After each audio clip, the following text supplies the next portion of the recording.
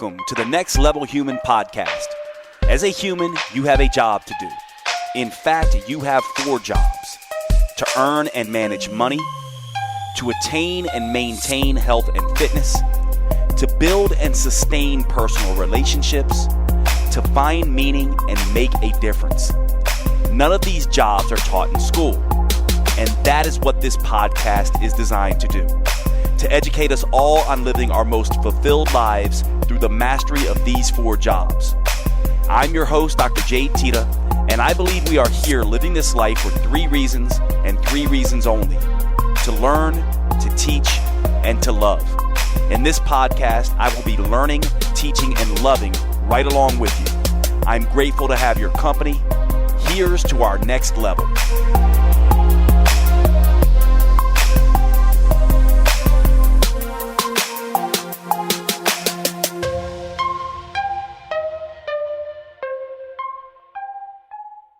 Okay, welcome to today's show. Today we're going to be talking about something that's been coming up a lot for me, and obviously many of you were introduced to me through these concepts and have used these concepts successfully. But I haven't done a dedicated podcast to this yet, and so I'm going to do it now. And this is the concept of metabolic damage.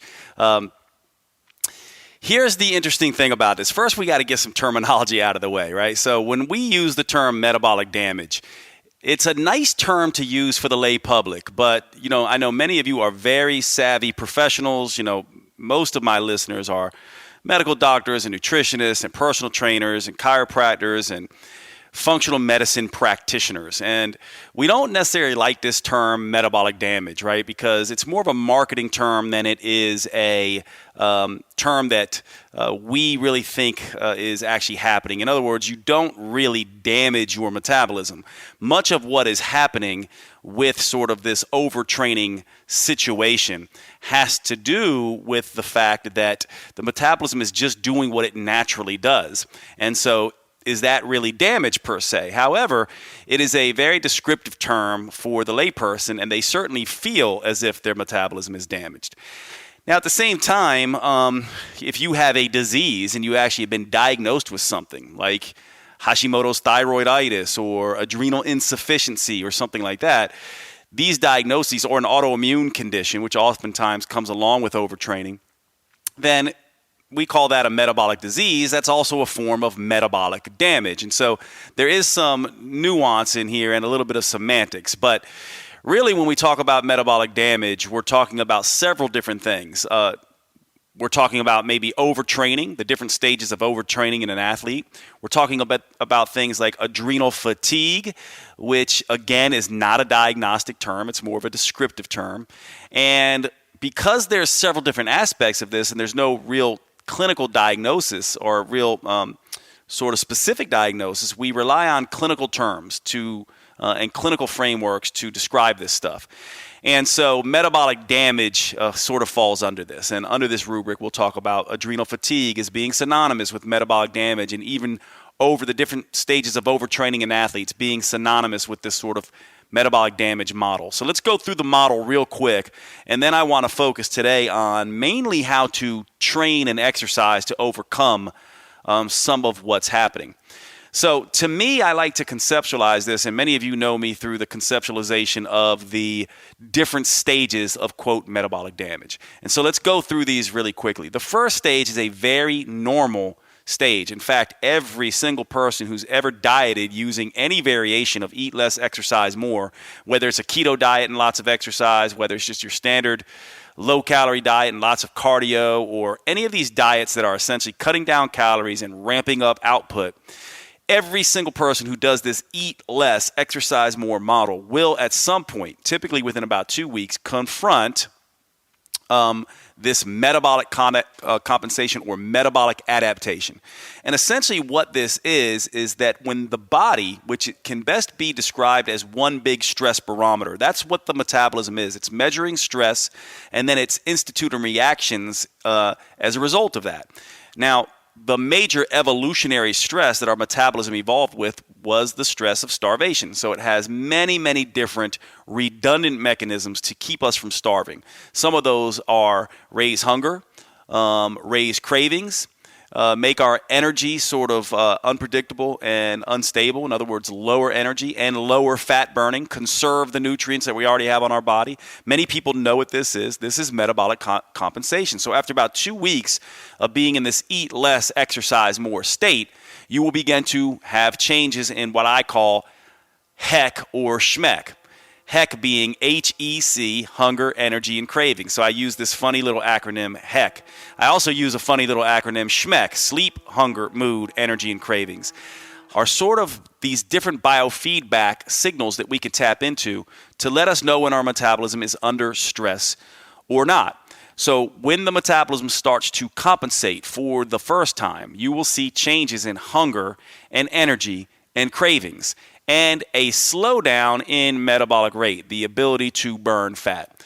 And so most people, when they encounter this, most people will simply relent.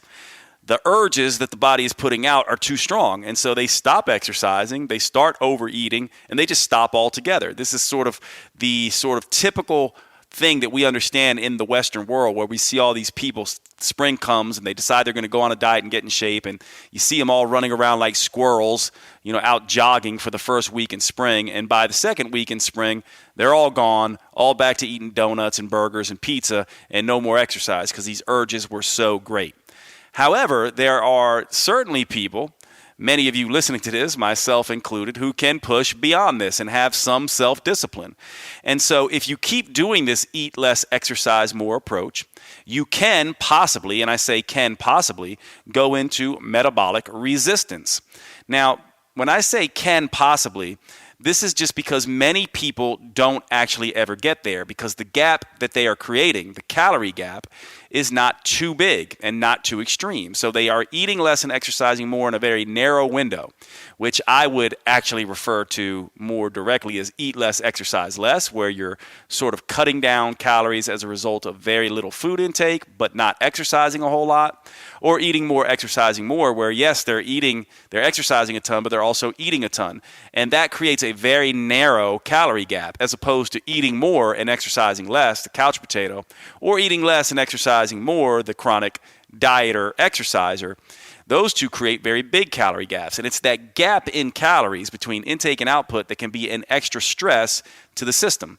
So most people who do this, within about 2 weeks of eating less and exercising more, they will start to see negative effects, changes in hunger, energy, and cravings. Their HEC, or their HEC, goes out of check, which tells them that the metabolism is now compensating. Now, this is pretty easy to deal with. All you have to do is move from an eat less, exercise more model to maybe an eat less, exercise less, or an eat more, exercise more approach. Now, if these terms are tricking you and throwing you off, you can go to, I think it's episodes 11 and 12 in this podcast to understand more about these metabolic toggles. But all you really need to understand now is that the calorie gap, the amount between intake and output of the amount of food you're taking in versus the amount of energy you're burning up through exercise, is a key determinant of this. Now, if you're someone who can push past this, you get into what I would call the next stage of overtraining or adrenal fatigue or metabolic damage or whatever you want to call it. And this is what I call metabolic resistance. This is when all of a sudden, now the hunger, energy, and cravings come along with sleep disturbances and mood disturbances and some digestive disturbances. So in other words, now you start to also have sleep issues, you start to have hunger or mood issues, and it's sort of the protein shakes and certain foods that you could tolerate previously now start to cause issue, gas and bloating, heartburn, all of these kinds of things. Also, you cannot seem to lose weight at this point. So in other words, the dial stays still. No weight loss is happening. It's not that it's slowed down, it's that it's potentially stopped. And for some people, because they increase their food intake a little bit more, they actually may gain weight. In other words, the amount of calories that they're burning through exercise are compensated or even overcompensated with food as a result of this hunger and craving urge. And so metabolic resistance is this place that feels like I'm doing everything right, I'm exercising like crazy, and the dial will not move, right? And not only is HEC out of check, hunger, energy, and cravings, but sleep and mood and digestion are also there. And what you might also begin to see is changes in libido and menses and erections for men. And this is because obviously the metabolism's primary drive is to reproduce. And women, because they're the gender of child rearing and childbearing, are a little bit more sensitive to this. So as this dysfunction gets deeper, you can start getting into menstrual irregularities, libido changes, in addition to changes in digestion and mood and sleep and hunger and energy and cravings. And so all these signs and symptoms are telling you how deep the dysfunction is going. You also can have changes in exercise performance and exercise recovery. In other words, that euphoric, relaxed feeling you used to get after a good workout turns into a drained sort of feeling where you just feel like your nervous system is kind of short-circuited, or you feel like you got monkey mind all the time and you're wired all the time. We often call this stage wired but tired. So you're fatigued but you're wired, right? Versus tired and tired. You're wired in the head but tired in the body. And then, of course, you can go into the next stage, which I call metabolic dysfunction or metabolic disease. And this is where things start to get so dysfunctional that you actually start getting nutrient deficiencies. Your immune system starts to potentially attack certain tissues. So immune issues start to pop up. Autoimmune conditions start to pop up. This is where you start actually getting into real diagnoses that the doctor can now pick up. If I run blood labs on you, I can start picking this stuff up. And so these different stages are sort of important to understand. And if you understand these stages, this takes into account some of the research on overtraining in athletes. It takes into account some of the issue with nervous system function, hormone dysfunction that we know what happens with cortisol and adrenaline and things like that, and also immune dysfunction. Now, this whole system we refer to in functional medicine as the neuroendocrine immune system, the combination of the nervous system, the hormone system, and the immune system whenever you push the body too far. So now let's say that you've gotten to this place.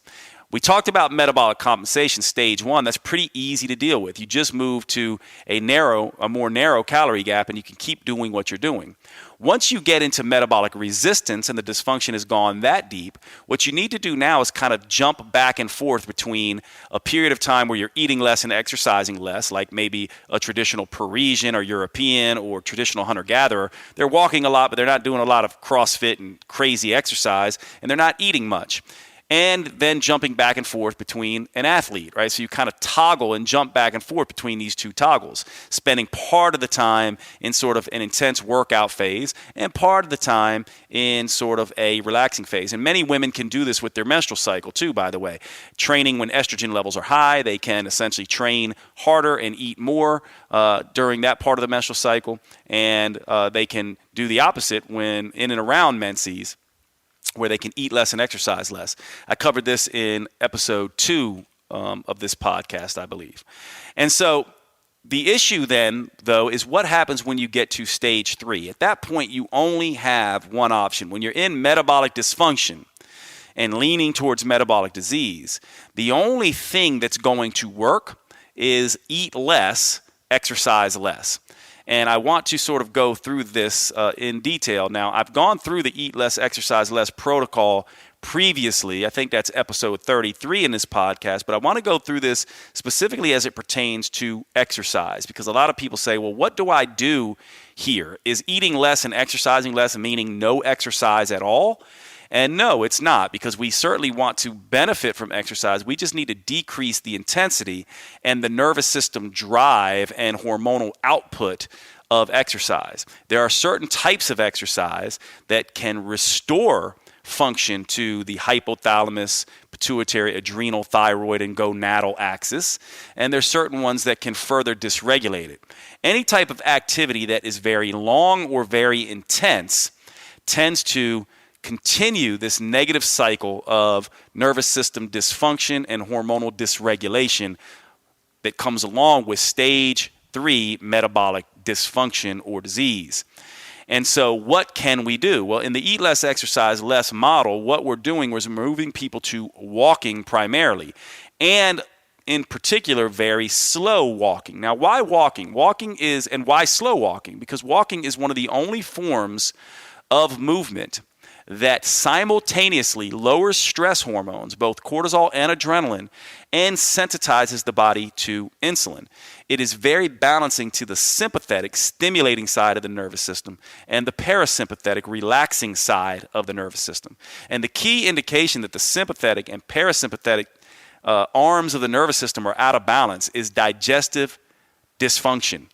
Heartburn, gas, bloating, constipation, diarrhea, irritable bowel syndrome, all of these things, because the gut is the seat of it's the seesaw of the autonomic nervous system. The sympathetic versus parasympathetic balance is reflected in the digestive tract. And so what we want to do is choose exercises that balance this out. Now, there's two types of exercises that are best for this. One is walking, because it very gently restores autonomic nervous system function. So you want to do as much of that as possible within reason, maybe between 2 hours and 4 hours daily. Now, I know that's a lot for a lot of people, but remember, the metabolism could care less whether you think that is convenient for you or not. What you're doing is you're giving up all the other intense stuff that you'd probably be spending 1 hour, 90 minutes in the gym anyway, and all you're doing is adding another 30 minutes and you're walking, preferably out in nature, in green settings. This is woo-saw walking. If you're on a treadmill, this is less than 3 miles per hour on the treadmill. By the way, woo-saw, I don't know if you guys know that reference. I use that a lot, but remember the old movie Bad Boys with Will Smith and I think Martin Lawrence? And there's this part of that movie where their sergeant, they're two cops, their sergeant is, essentially taking a meditation course. And he's basically in the office trying to calm down, saying, woo-saw, woo-saw. So it's just a way of telling you to relax, very woo-saw-based relaxing, or om-based relaxing. This is relaxing walking, not trying to power walk with dumbbells in your hand or, a pack of weights on while you're doing it. This is breathing, relaxing, smelling the roses, walking the dog, talking to your significant other, just chill time. Now, the other thing that can work well here is a form of interval training. And to me, it's the original form of interval training, and that is traditional sets, reps, weight training. This is one of the best things you can do for balancing the sympathetic, parasympathetic nervous system. When you exert yourself in one of these traditional weight training type of workouts, what you're doing is you're spending time under tension. The nervous system has to output drive. You're kind of very sympathetic. You're pushing through, let's say, an 8 to 12 rep max, right? So you're getting 8 to 12 reps. You're doing 3 to 5 sets of this exercise, usually a full body exercise, let's say squats, for example, and your nervous system will be jacked up. It will be pushing out hormones. It'll be pushing out these nervous system signals. Adrenaline will go up. Your body will be exerting major force.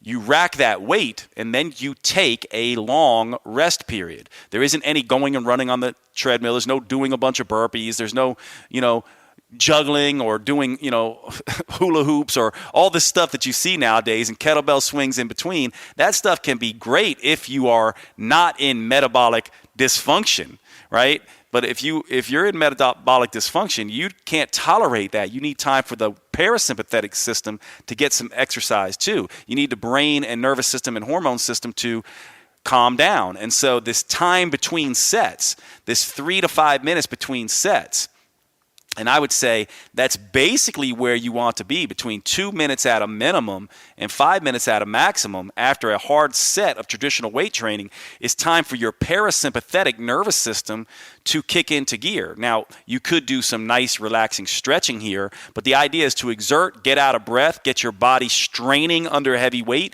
and then rest for a period of time where now the parasympathetic nervous system helps you recover. Then you repeat it. Now the sympathetic kicks in, then the parasympathetic kicks in. Then you repeat it. The sympathetic kicks in, and the parasympathetic kicks in. And this trains the body to get out of this stuck nervous system overdrive. So walking is very calming, pushing down the sympathetic to parasympathetic, and then also this traditional resistance training helps balance out the sympathetic, parasympathetic by doing a set, resting, doing another set, resting, doing another set, resting. And a very simple way to do this is just take 4 full body exercises. Let's call it a major push like bench press, a major row like bent over row, a major leg mover like squats, and maybe add in another press like, something for the shoulders like a shoulder press. So bench, bent over row, squat, and shoulder press. 4 big movements. 3 sets to 5 sets of each, 8 to 12 reps of each. So these will be heavy weights, right? So you do this all in a row, by the way. So you do your first set of bench press, 8 reps, you rest. You do your second, you rest 2 to 5 minutes. You do your second set of bench press. You rest, take this long rest. In between, you can be doing self-stretching or that kind of stuff, or just nice walking and breathing, meditative type of recovery. You do 3 to 5 sets of that, then you move on to the next exercise, and you maybe move on to bent over row, and you do the same thing there. Push, rest, push, rest, push, rest. This will take you a little bit longer. It's also a great way, it's the original way to hold on to muscle and even gain muscle for some people if you're eating enough. But for someone who's in metabolic dysfunction, they're typically going to be eating very little because the metabolism can't handle lots of food, and they're going to be walking a lot, and they're going to be doing 3 days per week of this traditional weight training. And we're typically going to do this for anywhere from 2 weeks at a minimum to maybe 8 weeks at a maximum. And hopefully by that time, the system is recovered. The body moves out of metabolic dysfunction and gets back into normal metabolism. Where now, and how would they know? Well, their libido comes back, their menses comes back, the digestive disturbances lessen or disappear altogether, the wired but tired situation goes away, they start to sleep better, they start having more energy, and then they can begin to go backwards from there. So then they go into the metabolic resistance protocol. Because remember, you don't want to just, okay, now I'm better, now I'm going to use up all this energy again. What you do is you go back in, you say, okay, now I'm going to put in some eat more, exercise more, athletic type training for 2 weeks maybe. And then I'll come back to this eat less, exercise less type training until you are completely recovered, in which case you can start doing longer and longer blocks. Like maybe you decide, hey, I'm going to do a eat less, exercise more block now just for a short period of time for like 4 weeks. But now your body can handle it, right? So there's nothing wrong with eat less, exercise more once the body can respond to it again. But we really want to realize that we want to live in these eat less, exercise less, and eat more, exercise more type of arrangements. And then every once in a while, push ourselves into eat less, exercise more for very brief periods of time. But we have to work backwards from there. And a couple other caveats before I end this. I don't want to ramble on, but there's a couple ways that you can see how well you're doing with this and see how dysfunctional your nervous system is when you start this traditional weight training. When you undergo a heavy set of weight training, your heart rate should go up. This is the idea of a sympathetic response. You can take your heart rate or even wear a heart rate monitor, and what you'll see is, let's say your heart rate spikes up to 120, 130 when you do this set of squats, or maybe more. Once you rest, within a minute, your heart rate should drop about 30 beats or so.